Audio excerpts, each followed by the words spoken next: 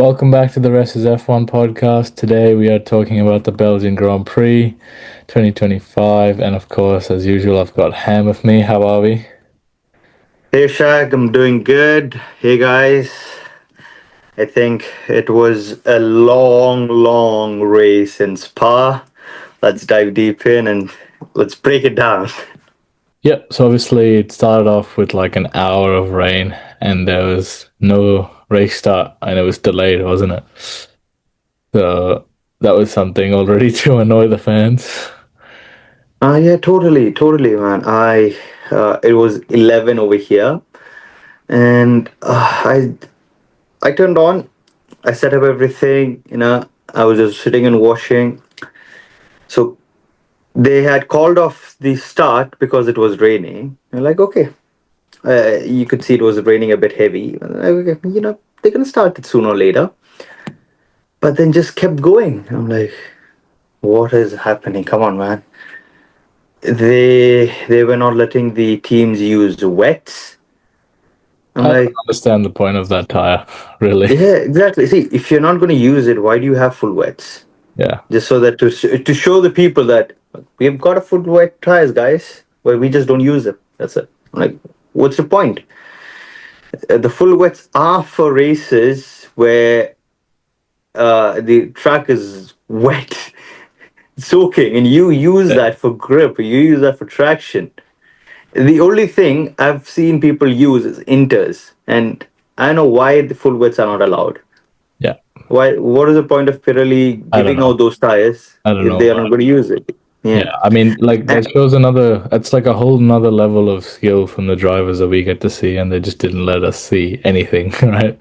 exactly. I think uh, you forget about the rookies. Even the experts, even the people who were on the grid for a long period, would still find it challenging using the wets. Oh, yeah, of course, Because totally, totally. it's rare that you use it. Yeah, It would have and it's been an interesting unpredictable. race. Exactly, it's unpredictable. You will never know when you have to swap the tires Yeah, because unless and until one team doesn't start, nobody does. So yeah, yeah. it would have been an interesting spa. And on top of that, it was all red flag. The race was delayed. Everything was happening. And did you notice? They sent out a medical car for a couple of laps, so that they could, what do you call it? They could Dry up the track. Yeah, dry up the track, yeah, get a racing line. yeah, Why do you? Why not use an F1 car? You could have had at least a couple of laps started over there. I'm yeah. like, what Anyway, is they're not gonna FIA go thinking? fast. They just need to go. So, I mean, no, I mean, I guess the thing with that one is, if like let's say they were to use an F1 car, those F1 cars are like perfectly prepped for the race, like every setup, all the fuel amounts, the tires, all that stuff. They don't want to touch it. I'm guessing, and also they could be like Yeah, F1. but then, okay, if they want to do that, they could have at least had a say. They could have started under the safety car. A Yeah, start under the safety car yeah, yeah, and go on for a couple or of just laps. use a new set of fuel afterwards or something like that. Cut. All right. Like they could have done a couple of laps. So they could have started under the safety car. They could have gone for a couple of laps with the car and with the safety car out on the track.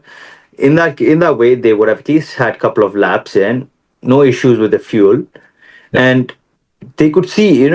They could have started the race long back, but then they wanted the medical car to come out to drive the track so that they can race. I'm like, what is the point of having inters, or what is the point of having wets if you're not letting them use it properly? And do you send out another car to dry up the track and so that they can get racing? I'm like, what is FIA doing, man?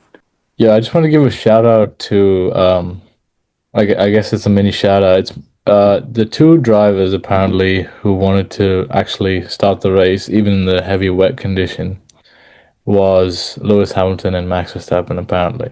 That's your champions mentality. That's like the way of like these guys obviously it's still tricky like you said, but I think if they would have liked to have used their advantage in the wet weather, and probably they would. I think they would have probably been able to get ahead of a lot of the other guys.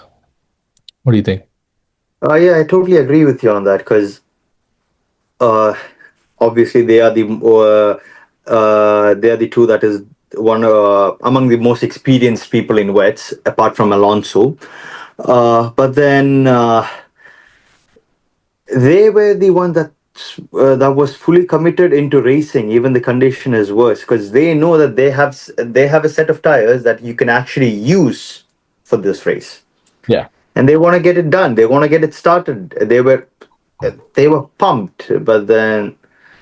And like you said, that's the championship mentality. That's a champion mentality. yep, You know, doesn't matter the condition. We're gonna race. Let's see the outcome. That is how it is. But then I would say, lucky for Lewis, if he had started on full wets, you would never know what Ferrari is gonna pull up with. yeah, that's true. That's true. Yeah. but Um, then, yeah, but then I've got to say, with the race that has gone down, uh, there was not even one single safety car after that. it was pretty surprising given that it was a wet E- race. Exactly. Or mixed conditions. Ah, It was yeah, wet. yeah, I see. I'm not sure whether I should be thrilled about it or whether I'm like, oh man, there's nothing happening in the race. But then it was a clean race. No Yeah, DNF. No DNF. yeah. No DNF. I don't remember the last time we had that. I feel like it's been a little while. Someone I will think the last time. some problem. Yeah. Wait, in the last race, I think, guess. No, the last race was in Silverstone. A lot of people crashed in that race. Yeah, there was. I mean, you're talking about zeros Zero safety DNF. car. Yeah. Oh, yeah. Zero DNF. No safety car as well. The only safety car I don't recall that as well. was at the start. So that's something to keep an eye out on. But Yeah, exactly. Yeah. let's talk about the actual race now. Obviously, we had that build up and all that stuff, but as usual, as expected, it was a McLaren one too. I feel like there's not too much to say on them. They've got the best They're car. just phenomenal. They've They're got just two phenomenal. quality drivers, not the two best drivers on the grid, True quality, though. but True two quality. very quality drivers. And again, it was this time it was Piastri. Norris won the last two races, but this time Piastri got on top of him, and I thought he would, and we all thought he would as well. So that was really cool to see that Oscar was back on top, wasn't it? Yeah, exactly. Because he learned from his sprint race. What Max did to him. He did the exact same thing to Lando. Yeah, and he got such a good run, He's even got better than such Max. a good. The slipstream was good. He went ahead. It's like he slingshotted himself ahead, Yeah, and he stayed there before even reaching to the corner. So you see how fast of a learner he is. He learns from his mistakes, and he improvises. He knows what he's doing. That honestly is one of the best things of Oscar. Uh, he does, and you can see bits in between where he acts a bit, I don't want this, come on guys, swap places, things yeah, like that. But then 95% of the time, he's got this championship mentality that, a champion mentality where he's like laser focused on what he needs and how he does it. He yeah. doesn't care He's what people got- say. He doesn't care about anything other. Focus, yeah, and that it's is called tunnel vision, where they just straight on yeah, one. yeah, straight on to the track. Yeah, yeah, yeah, Yeah, if you've seen the Senna series, you could see that in one of the Monaco tracks. He is just focused, laser focused. yeah, yeah, yeah. He just sees the racing line, or I don't know, but you are in a different zone when So you're what doing you're that. telling me is that Piastri is the next Senna? Probably, you never know. But then it's too soon. It's too soon. When It's you too have a soon, really yeah, good yeah, car, too soon. yeah, when you have a really good car, you are expected to perform really well. But then Yeah. you only know that if you have a shit car and you perform really well, which is Max, and he's doing that. Yep. Unfortunately, no podium for him Yeah, to no podium, yeah. But then he's trying to actually. do the best out of that car, man. He's Yeah, trying to do the best out of actually, that car. This is a stat you pulled up as well. So Max has missed out on a podium for the third consecutive race. The last time this happened was 2019. Yeah, I guess. Yeah, yeah. I'm guessing it is 2019. But then, Yeah, no, that's what a it crazy. was. Yeah, but to be honest, that is a crazy stat. Yeah, that's how See, consistently good Max has been. yeah. See, not just that he wasn't on the podium. The last time that happened was 2019. Mm, So imagine he is on podium every second or third race. yeah, Forget about every single race. At least every second or third race, he is on the podium.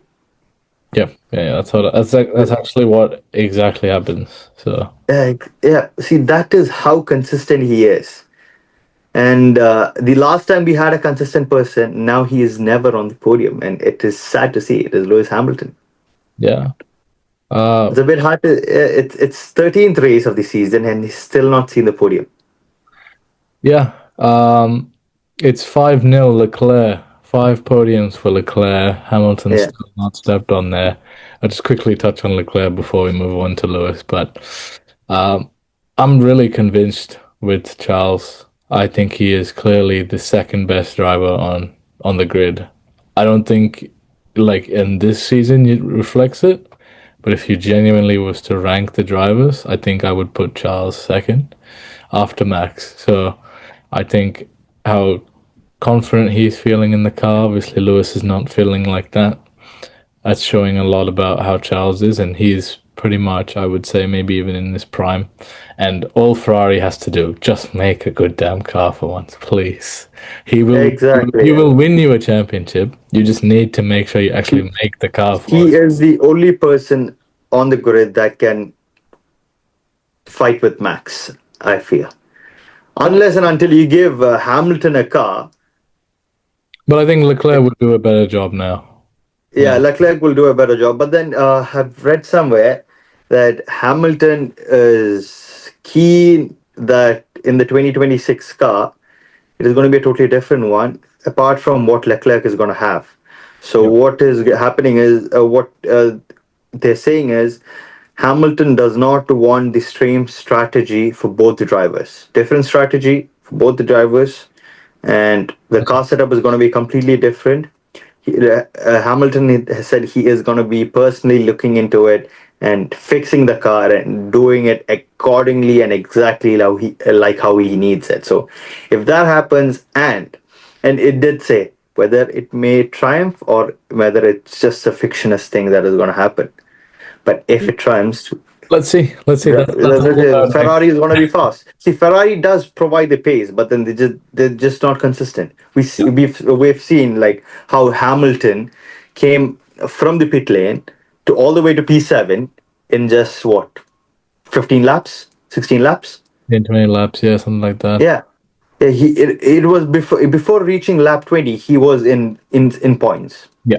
So Ferrari does have a car that can get you on the podium, but then they're just not consistent enough.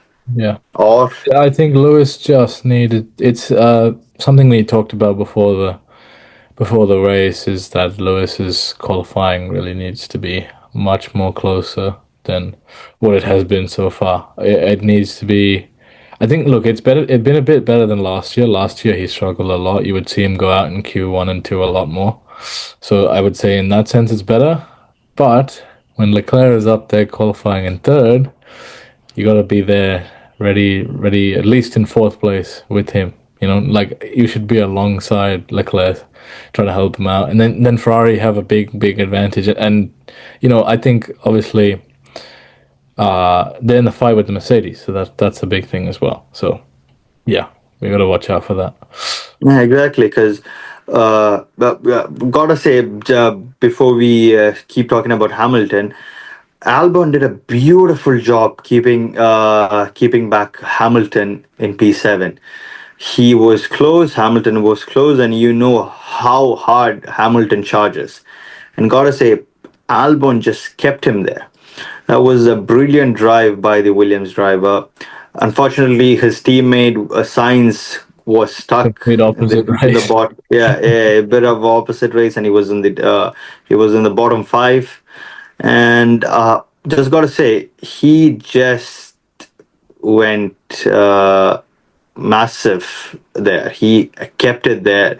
He was smooth. He's done it amazingly. But then, But a good time this season as well. It's not a rare thing. It's happened quite a yeah, exactly. Yes, yes. It is a massive thing. It is a massive thing. and he qualified P5 as well. So that's another big thing. Like he's out qualified Yeah. the Mercedes car. That Yeah, exactly. But then, the Mercedes is still faster than the Williams, and yeah, during yeah. the race, it happened. It is not. It is something we've already noticed. We've already know that okay, the Mercedes is gonna go past the Williams during the race, but then really mega job by Albon, just keeping Hamilton at bay for the last and for the 30 laps or so. That was Um, I do 29, 30 laps is mention as impressive. well. I just want to mention as well. Obviously, Lewis did push a lot in the start to actually get up to where he ended up. And there was the thing that he actually had to do a lot of fuel saving at the end, a lot of lift and coast, so he would probably lost some time there to Albon. And so that's just something I thought is interesting. That you know, I guess it makes sense. He's pushing the fuel. He's lowered the fuel. Probably they expected a safety car. That's usually what they do. They lower the fuel amount they put in the car, and yeah, I mean, I guess he sort of paid the price for it a little bit. Unfortunately, he didn't have enough to go for the P6, but I do think he would have got it if he did actually end up, with a bit more fuel and could have maybe got the overtake on Albon. But yeah, I just wanted to mention that as well. Now, if he did get an overtake on Albon by the 20th lap, I would say he would have gone for George. Yeah, Definitely gone for George, or in fact Max, because no, he still had 20, 24 laps left after that. yeah, maybe I don't know. I think the gaps would have been quite a little. Oh no, it's a No, because when I gap. last checked, Albon was three and a half seconds behind George. Yeah, I think Mercedes was just a bit slower this weekend as Yeah, well. That would have been a yeah, fact. exactly. You saw how bad Antonelli was. Totally a bad thing, and he has Bit of bad luck, he has been, yeah, probably. he's been phenomenal throughout the starting of the season, but then now he is having a really hard time keeping up right now. So I think it's something Mercedes have to look into, because Antonelli is not performing like he did during the start of the season. So is it a Ferrari problem? Is it a Antonelli problem? We've yet to wait and see. Yeah, it's unfortunately a bit of a reality check.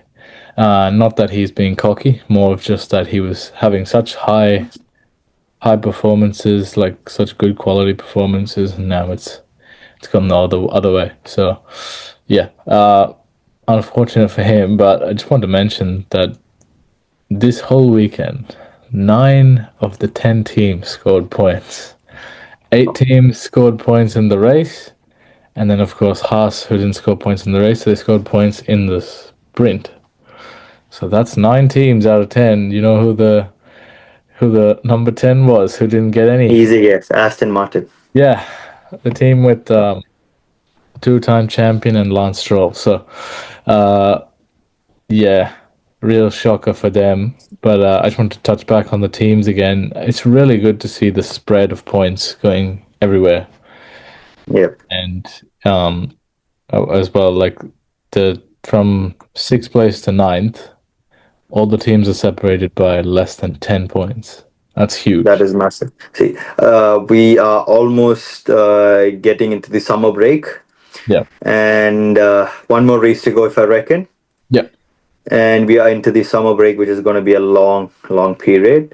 I'd be sad. Yeah, But yeah, and after the next race, if the points are going to be less than 10 or exactly the same thing, the middle order is going to have a fight until the end. I do have a feeling. It is going to be a massive, massive battle among between them. Obviously the 10th place has gone to Alpine, and they are pretty much 15 points behind. I think partly That, because they are essentially a one driver team at the moment. yeah, yeah, 100% of Alpine's points have come from Pierre Gasly this year. exactly. Yes. Not even other clubs. Colapindo is still with zero. Duan is still used to be on zero as well when he was there. So it's a bit hard for Alpine to come back from this, and Sauber, You never know. honestly, They did that last year. Alpine, it did. just before you keep going out. Alpine last year, you thought, oh, they're completely out of it. They get a double podium in Brazil, changed everything. Yes, but then Just need one race. One race changes everything. That's one race changes everything. But then you've got to be consistent because rest of the teams they're consistently finishing on inside the points, yes, yes, and Sauber already has got one podium finish as well for them this season. So that is something they can look at because Williams have been finishing inside points consistently, apart from a couple of races. Uh, Haas has got a couple of double points and everything. Aston again has gotten points either. It's most of the time it is just one of the drivers yep, and Sauber, which we just mentioned. So these teams have been in points, and Racing Bulls as well. Because we most of the time it's Hadja is always in finishing in points, and recently we've seen Lawson also being doing the same. yeah. So Aston's got to pick it up. Yeah. There's going to be a battle toward the end. I mean, obviously, you just spoke about the points. So right now, looking at the championship, it's Piastri on 266, 16 points ahead of Norris on 250.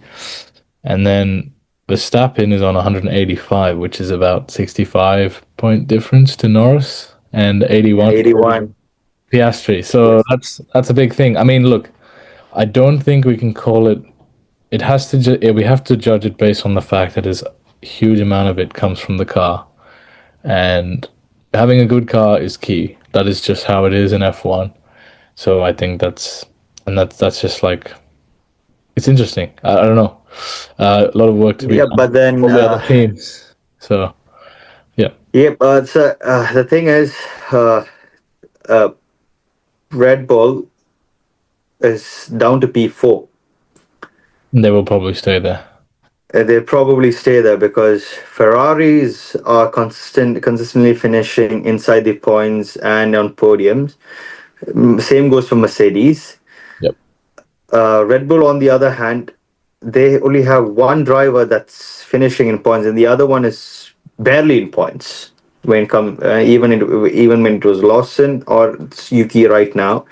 So it is going to be a hard thing for them to go anywhere above P4.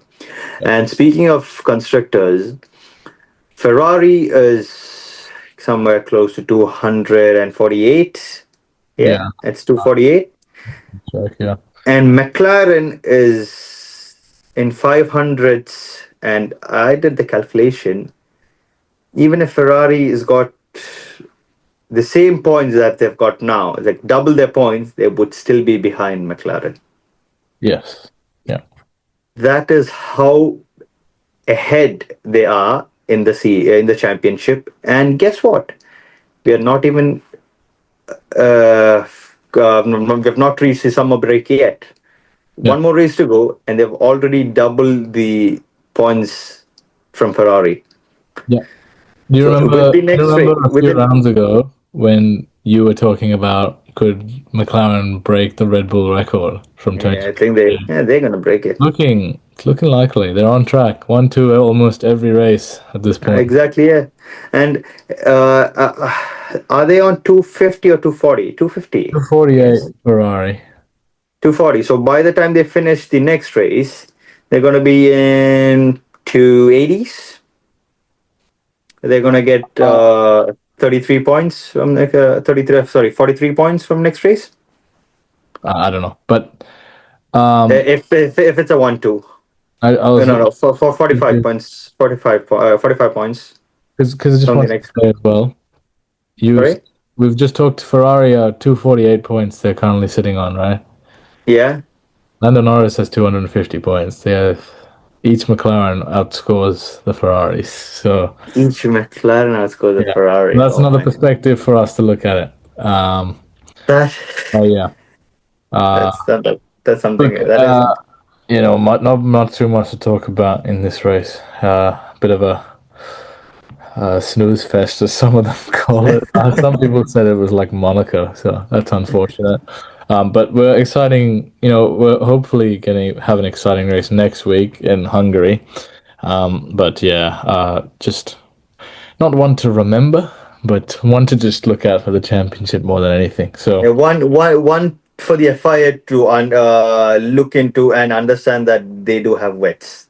yes, that's of course. And they can use them. It is not for show. It works. The wet tires work. Yep. You know. Yeah. Yeah. So yeah, as always, of course, we'll be back with our Hungary predictions in the next couple of days. But apart from that, that's pretty much all from TRF1, and we'll see you guys for the next video. Bye bye. Bye guys, and don't forget to like, share, and subscribe.